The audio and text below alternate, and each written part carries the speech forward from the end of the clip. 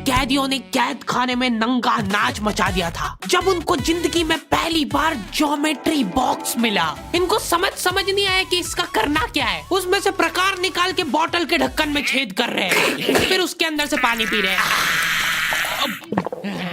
आधे बच्चों को पल्ले ही नहीं पड़ रहा है कि ये दो मुंह वाले प्रकार का करना क्या है, तो वो बैठ के उसकी स्ट्रेचिंग खोल रहे हैं।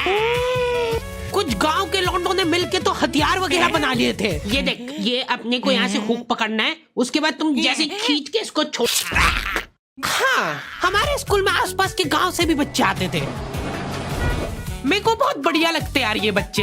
इनको तुम इनके बैग से ही पहचान सकते हो कि ये तो गांव से, क्योंकि इनके बैग की सबसे आगे वाली जेब में से हमेशा तेल टपकता रहता है। ये लोग लंच के नाम पे एक अचार की चीर और 3 पराठे भर के लाते थे स्टील के डब्बे में, जो रोज लीक कर रहा है। और ये लोग रोज अचार कैसे खा ले रहे हैं। ये लोग स्कूल की बस में ही आते थे, जिसका ड्राइवर था अब्दुल और कंडक्टर रफीक। अब्दुल और रफीक मिलके बसें ड्रिफ्ट करवा देते थे। जान दो, चलो उतर जाओ, आ गया स्कूल। रफीक की स्पेशलिटी थी कि जहाँ से बस निकल ही नहीं सकती वहाँ से भी निकलवा देता था। हाँ, आंदो आएगी, निकलेगी। इतनी जगह में तो 4 बसें पार्क हो जाएंगी। हाँ, जान दो। बस। अब्दुल और रफीक बहुत डेडिकेशन के साथ काम करते थे। बारिश में गांव में बाढ़ आ गई है। गांव वाले बेचारे घर से बाहर नहीं निकल पा रहे हैं। बच्चों ने स्कूल की ड्रेस पहनी थी, वो वापस से खोल दी कि ऐसे मौसम में तो कहाँ ही जा पा रहे हैं स्कूल। इधर अब्दुल और रफीक बस लेके आ गए बाढ़ में। आराम से निकलेगी, आराम से। चलने दो। इतनी मेहनत करके जब ये सब स्कूल पहुंच रहे तो पता चल रहा है कि बाढ़ के कारण स्कूल ही बंद है। मेरे को बहुत पसंद है ये बच्चे, क्योंकि ये पढ़ाई को ज्यादा सीरियसली लेते ही नहीं है। ये लोग सारे सब्जेक्ट की एक ही कॉपी बना रहे हैं। टीचर ने कवर चढ़ाने का बोला तो न्यूज़पेपर में लपेट के लिया रहे कॉपी को। ये लो, चाय के कप के निशान दिख रहे यार उस पे। बेटा पेपर तो ढंग का लपेट के लाते। 120 पन्ने की कॉपी में 5 पार्टीशन कर रखे इन्होंने अलग अलग सब्जेक्ट के, और उसमें भी छोटा लिख रहे ताकि कॉपी नहीं भराए। और ऐसा नहीं है कि इनके पास पैसे नहीं है कॉपी लाने के। इनके गांव में इनकी इतनी जमीन है ना कि ये लोग जमीन बेच के आखा स्कूल खरीद सकते हैं। वो अलग बात है कि इनको इनकी जमीन का हिस्सा अभी तक मिला नहीं है, क्योंकि चाचा और पापा के बीच में घनघोर मनमुटाव है। दोनों को ऐसा लगता है कि इसने मेरे को धोखा दिया है। धोखेबाज, साथ में मत बोल। देख, मैं यहाँ पे फालतू बात करने नहीं आया हूँ। बात एकदम क्लियर है, मेरे को मिलनी चाहिए पूरी प्रॉपर्टी। अच्छा ठीक है, सबसे पहले तो तू औकात में रहे। तू रहे औकात में। अरे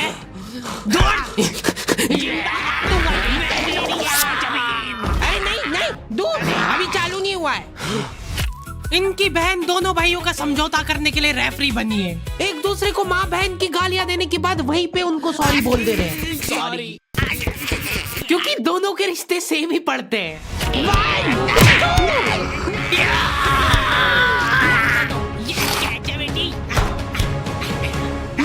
जीत गया। ये देख कोर्ट कचहरी में मिलेंगे अब।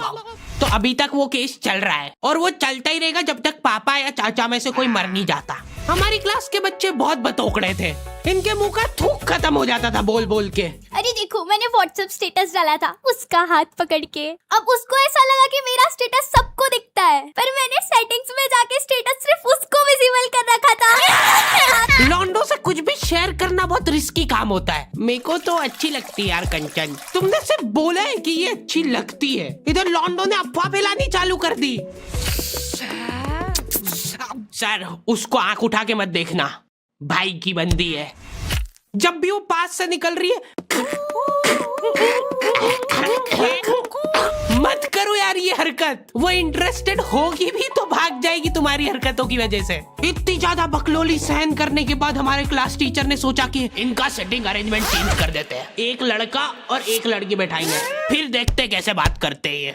मेरे दोस्तों के पास जो लड़कियां बैठी वो बीच में बैग रख ले रही है ताकि गलती से भी ये दरिंदा उससे टच नहीं हो जाए। इनका तो फिर भी ठीक था, मेरी किस्मत तो बिल्कुल ही घटिया थी। जब तक मेरा नंबर आया लड़कियां ही खत्म हो गई हमारी क्लास की। अच्छा ठीक है, तुम अकेले बैठ जाओ। तो अब सभी बच्चों को फर्स्ट पीरियड तो मजबूरन ऐसे ही बैठना पड़ता था, लेकिन जैसे ही सेकंड पीरियड लगता था इस टीचर की क्लास के बाहर जाने में और अगले टीचर की क्लास में आने में 30 सेकंड मिलते थे हमको। उस 30 सेकंड में सब लोग अपने अपने झोले उठा के दौड़ रहे इधर उधर। जैसे ही अगला टीचर क्लास में आया, बेटा तुम सब हाफ क्यों रहे हो? तो सेकंड पीरियड में सब अपने दोस्तों के पास पहुंच जाते थे, लेकिन लड़कियों को उतनी भी सब्र नहीं है, उनको फर्स्ट पीरियड में भी बात करना है। व्हाट्सएप स्टेटस जो था वो सिर्फ उसको दिखा। क्लास के इस कोने से उस कोने तक इशारों में बातें हो रही है इनकी। लिप सिंक पढ़ ले रही है लड़कियां इतनी दूर से। या लौंडो को चिल्ला चिल्ला के मसाज नहीं आती आधी चीजें। अरे तो तुम इसकी कॉपी नानी के यहाँ क्यों लेके गए थे? सर वो मेरे को लगा मैं वहां जाके पढ़ाई करूंगा। इनसे घर में, स्कूल में, कोचिंग में कई पढ़ाई नहीं हो रही है और 4 दिन के लिए कहीं घूमने जा रहे तो उसमें बैग में कॉपियां भर ले रहे कि अब होगी पढ़ाई। वो भी दूसरे की कॉपी मांग के ले जा रहे हैं। वहां जाके सिर्फ कॉपी निकाल के सामने रख दी सबके, ताकि नानी के घर पे तुम्हारा एकदम रोला जम जाए कि लड़का दुनिया इधर से उधर हो जाए पर पढ़ाई नहीं छोड़ता है। लड़का दूसरे की कॉपी मांग के लाया है अपनी कॉपी कंप्लीट करने के लिए, जबकि स्कूल डेली जा रहा है अपना लड़का, फिर भी कॉपी इनकम्प्लीट रह जा रही है। और बात ये कि वहां जाके भी इनसे कॉपी कंप्लीट हुई नहीं है, उल्टा हुआ निकाल के रख दी थी और भूल के आ गए कॉपी। और तुम्हारी लीव तो 3 दिन की थी, तुम 5 दिन बाद क्यों आए मुंह उठा के? सर हम लोग तीसरे दिन पे ही निकल गए थे वहां से, और हम जैसे ही ऑटो रिक्शा में बैठे नानी जी ने रोना चालू कर दिया। अब जैसे जैसे ऑटो दूर जा रहा था मेरी नानी जी जोर से रोने लग रहे थे।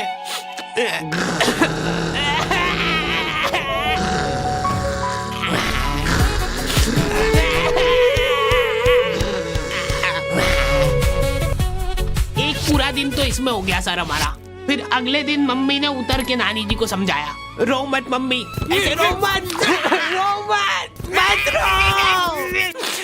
उन्होंने रोते रोते समझाया कि मत रो। आधा दिन ये चला, फिर आधे दिन ऑटो वाले ने वापस से मजे लिए।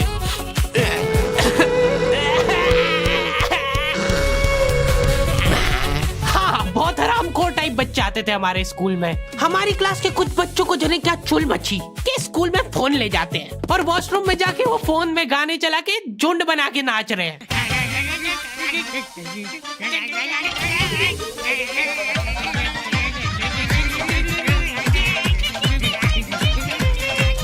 उधर साइड में लाइन डिस्टर्ब हो गई यार उन बच्चों की जो कांच में बाल बनाने के लिए लगी है। वॉशरूम में मूतने से ज्यादा लंबी लाइन बाल जमाने के लिए लगी होती थी। और तुम गौर से देखोगे इनको तो पता चलेगा कि सब लोग सेम ही चीज कर रहे हैं। बाल गीले करके अपनी जेब से कंघा निकाल रहे गोल वाला, उसके अंदर 2 उंगली फंसा रहे और फिर बाल खड़े कर रहे हैं। और बाहर निकलते से सारे टीचरों ने घेर रखा है इनको, क्योंकि इतनी जोर जोर से गाने बजा के नाच रहे थे ये लोग। किसके पास है फोन, जल्दी से बता दो। मैम ऐसा कुछ नहीं, हम तो मुंह से गा रहे थे। किसी से भी पूछ, मैम इसके पास ही है फोन, हमको छोड़ दो, हम तो सिर्फ बाल जमा रहे थे। तुम कुछ कांड करते हुए पकड़ा जाते हो तो तुम्हारा दिमाग चलना ही बंद हो जाता है एकदम। इनसे पूछ रहे कि बताओ बेटा क्यों लाए तुम स्कूल में फोन? मैम वो यूट्यूब से पढ़ाई करने के लिए। स्कूल में? हाँ, हमारे स्कूल में सबसे बड़ी टॉप की सजा होती थी सस्पेंड करना, और मेरे को पता नहीं क्यों बहुत बढ़िया लगती थी ये सजा। ना तुमको स्कूल वालों को लीव लिख के देना है, ना स्कूल वाले तुमसे पूछेंगे कि तुम कहाँ गए थे। रिटायरमेंट वाली लाइफ जी रहे हो तुम स्कूल में। उसके मम्मी पापा को बुला के वो फोन भी दे दिया और उसको सस्पेंड कर दिया। अब वो बच्चा घर पे बैठ के आराम से फोन चलाता है और अपना जीवन खुशी खुशी बिताता है। उसके घर में सिर्फ 2 ही रिटायर्ड लोग हैं, एक उसके दादाजी और दूसरा वो। आई होप तुम लोगों को ये वीडियो पसंद आई होगी, और अगर नहीं आई है तो क्यों देखी।